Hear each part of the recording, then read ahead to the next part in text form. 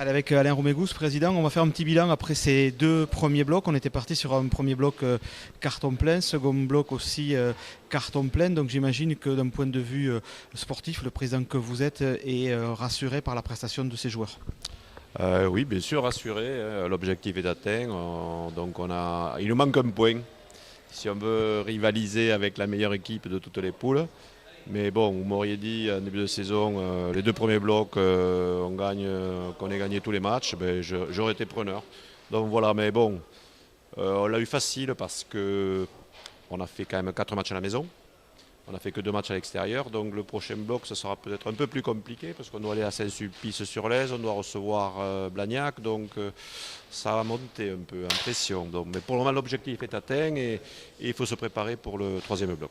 Alors justement, ce troisième bloc, vous le disiez vous-même, des enjeux importants, notamment avec une densité qui va peut-être aussi être différente. Donc vous n'êtes pas dans le sportif, mais vous êtes autour du sportif. Donc quel va être, vous, le discours autour du staff et des joueurs?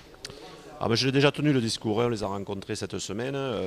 Je leur ai dit, là vous êtes dans la facilité, mais il ne faudrait pas refaire les mêmes erreurs que l'année passée.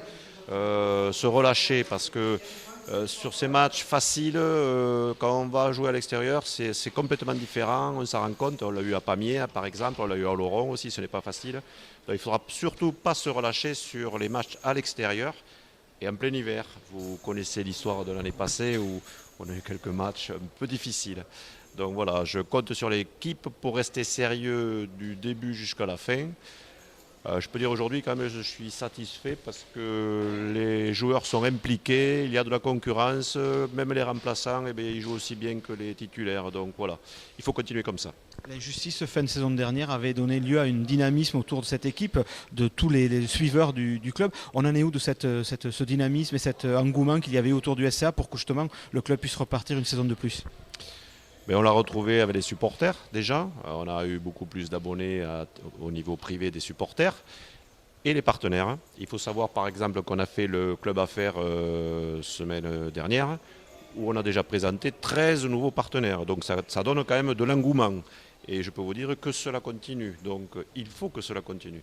Donc voilà, on est pleinement satisfait. Alors c'est vrai que bon, l'année dernière, disons qu'on est revenu à ce qu'on avait quand on était en Pro D2, l'engouement qu'on avait en Pro D2, qu'on avait perdu. Donc il a fallu peut-être 2 ans pour y arriver, mais ça y est, on l'a retrouvé.